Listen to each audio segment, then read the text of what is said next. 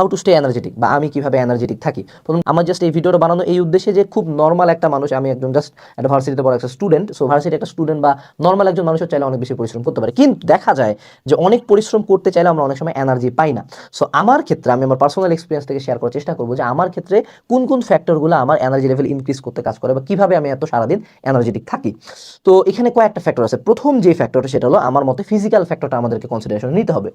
আমি যে এত কাজকর্ম করব বা আমি পরিশ্রম করব, জিম করব, পড়াশোনা করব, ভিডিও বানাবো বা বিজনেসে টাইম দেবো বা স্টাডি করব, যা করব, আমার এই পুরা কাজটা করবে কি আমার বডি, আমার মাসেল, আমার ব্রেইন, আমার সিস্টেম। সো আমি যদি আমার বডিকে ইনাফ পরিমাণে ফুয়েল না দিই, আমি যদি সারাদিনে শুধুমাত্র পিৎজা এক স্লাইস, রুটি এক কোনো মতন একবেলা ভাত টাত খেয়ে আমি যদি সারাদিন দৌড়াই বেড়াই এবং আমি আশা করি যে না কোনো এক অলৌকিক কারণে আমার শরীর শক্তি পাইয়ে যাবে, এটা কিন্তু কখন হবে না।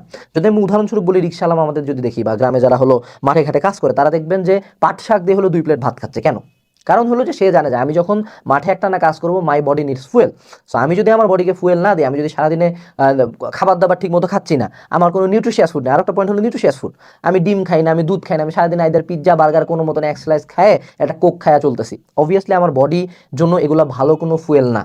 আমি যদি চিন্তা করি উদাহরণস্বরূপ যে আমি একটা পচা তেল দিলাম, ডিজেল দিলাম, অকটেন দিলাম, আমার অবভিয়াসলি অকটেনে আমার গাড়িটা ভালো চলবে। ঠিক তেমনি আমাদের বডির জন্য ফুয়েল দরকার, আমার বডিকে ভালো পরিমাণে এবং ভালো কোয়ালিটির ফুয়েল দিতে হবে। সো আমি পার্সোনালি প্রচুর খাওয়া দাওয়া করি, এটা হ্যাঁ জিমের সাথে কানেক্টেড, বাট আমি যে পরিমাণে খাওয়া দাওয়া করি, আমি যদি ওই পরিমাণে মোটা হইতাম, আজকে আমার ওয়েট অ্যারাউন্ড 100 কেজির উপরে হওয়ার কথা ছিল, বাট সেটা কিন্তু হয় নাই। আল্লাহর রহমতে আমি যথেষ্ট পরিমাণে ফিট আছি। এটা গেল প্রথম পয়েন্ট, যে আমার ফুয়েল দিতে হবে। দ্বিতীয় যে পয়েন্টটা সেটা হলো আমার সিস্টেমকে ঠিক রাখতে হবে। একটু চিন্তা করতে হবে যে আমাকে যদি একটা গাড়ি, আমি যদি চাই যে একটা গাড়ি তার ম্যাক্স পারফরমেন্সে চলবে, আমি গাড়িটাতে তার হাইয়েস্ট স্পিড তুলবো, অবভিয়াসলি গাড়িটাকে ঠিক রাখতে হবে, গাড়িটার মেইনটেনেন্স ভালো করতে হবে। গাড়ি যদি আমি সারা বছর চালাই বারে কোনো ঠিকঠাক না করে, কোনো টেক কেয়ার না করি, কোনো ইম্প্রুভমেন্ট না করি, কিছুই না করি, তাহলে কিন্তু গাড়ি ভালো ঠিক মতো চলবে না। তো ঠিক তেমন আমাদের বডির একটা মেইনটেনেন্সের ব্যাপার আছে। আমি যদি অসুস্থ থাকি, আমি অনেক স্টুডেন্টের ক্ষেত্রে দেখি যে সে অসুস্থ, সে রাতে ঘুমাইতে পারে না, এই রোগ এই শোক হ্যান ত্যান প্যান, অনেক হাজার প্রকার রোগ তার শরীরে বাসা বাঁধছে, অথবা সে আলটিমেটলি নিজের কোনো টেক কেয়ারই করে না। এই যে জিমের একটা ফ্যাক্টর আছে, যে আমি যদি এক্সারসাইজ করি, it's proven science, it's basic common sense, যে আমার একটা নর্মাল মানুষের চেয়ে অবভিয়াসলি এনার্জি লেভেল, দম, শক্তি, মেন্টাল ডিটারমিনেশন বেশি হবে। জিম বা এক্সারসাইজ, জিম মানে কি আমাকে 200 কেজি তুলতে হবে এমন না তো, আমি বেসিক এক্সারসাইজ করি, স্কিপিং হতে পারে, দৌড়ানো হতে পারে, সুইমিং হতে পারে, যোগা হতে পারে, এনিথিং গোস, ক্রিকেট খেলা হতে পারে, হইতেই পারে।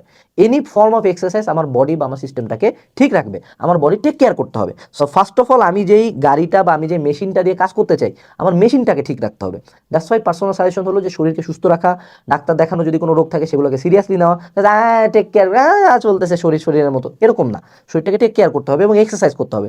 Exercise will increase your energy to a great extent, এটা মাথায় রাখতে হবে। ওকে, এরপর থার্ড যে পয়েন্টটা সেটা হলো যে হয়তো বা যদি আমরা দুইটা মানুষ নেই, যে উনিও ফিজিক্যালি ফিট, ইনিও ফিজিক্যালি ফিট, দুজনেই হয়তো বা ফিজিক্যাল ফিটনেস লেভেল সেম, দুজনেই খাওয়া দাওয়া করে সেম, বাট তৃতীয় একটা ফ্যাক্টর যে এখানে প্লে করে, এবং যেটা হয়তো বা প্রথম দুইটা কেসের বাইরে মেজরিটি 90% কেসে এটা হয়, যে আমাদের মেন্টাল স্ট্রেংথটা, মেন্টাল ডিটারমিনেশনটা।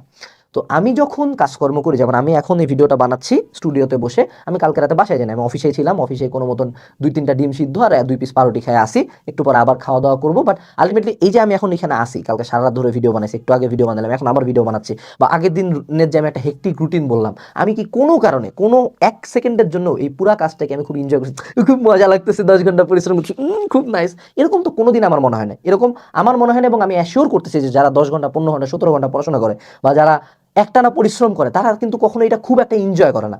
তারা এমন হয়েছে যে এটা সয়ে গেছে।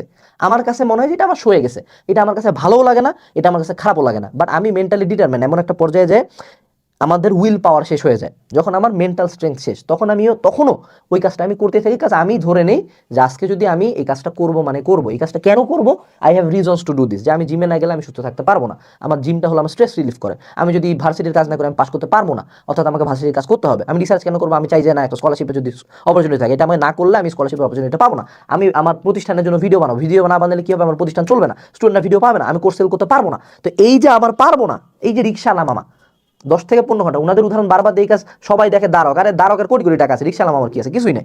15-17 ঘন্টা রিক্সা চালাচ্ছে, কেন চালাচ্ছে?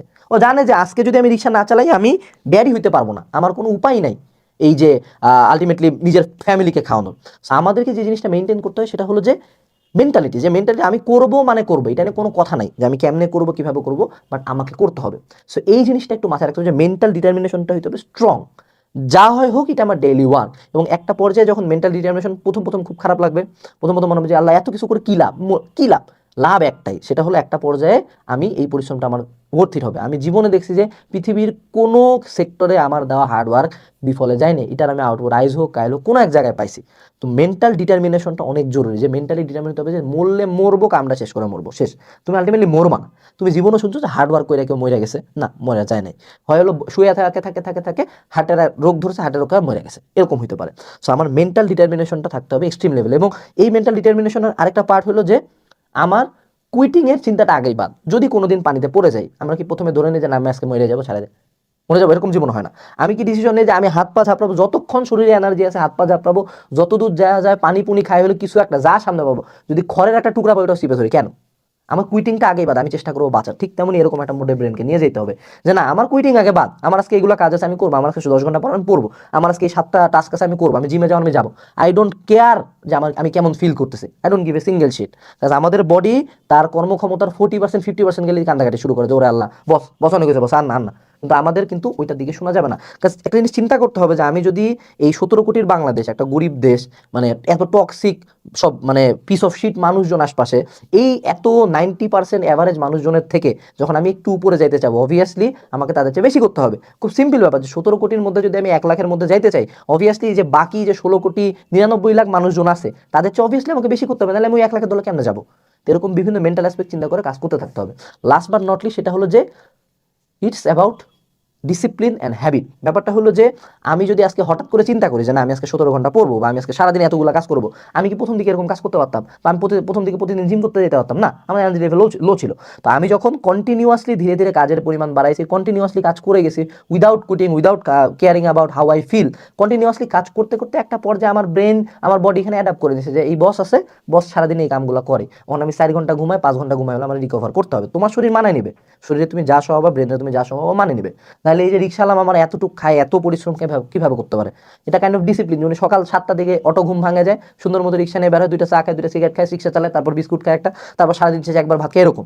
তো তোমাকে কন্টিনিউয়াসলি করতে করতে একটা পর্যায়ে হ্যাবিট ফর্ম হয়ে যাবে, একটা পর্যায়ে এটা ডিসিপ্লিনে আনতে হবে। মানে মোটিভেশন কিন্তু সবসময় কাজে লাগে না। আমি এখন ভিডিওটা বানাতে যাই খুব মোটিভেটেড ফিল করতেছি না, বাট আমি জানি যে আজকে আমাকে 10টা ভিডিও বানাতে হবে, এটা কাইন্ড অফ আমার হ্যাবিট, এটা আমার ডিসিপ্লিন, যে না আমি আমার চ্যানেলে পার উইক এতগুলো কন্টেন্ট দিব। সো এরকম ওভারঅল থিঙ্কিং প্রসেস এবং এগুলো ফ্যাক্টর মিলায় আমরা চাইলে এনার্জেটিক থাকতে পারি। এই পয়েন্টটাই ছিল আমার মনে হয় 3টা পয়েন্ট এনার্জেটিক থাকার ক্ষেত্রে অনেক গুরুত্বপূর্ণ ভূমিকা পালন করে। সবাইকে মনোযোগ দিয়ে ভিডিওটি দেখার জন্য ধন্যবাদ, এবং যদি কেউ চান আমার পার্সোনাল ফেসবুক পেজে আমাকে ফলো করতে পারেন আরও কিছু আপডেটের জন্য। আসসালামু আলাইকুম।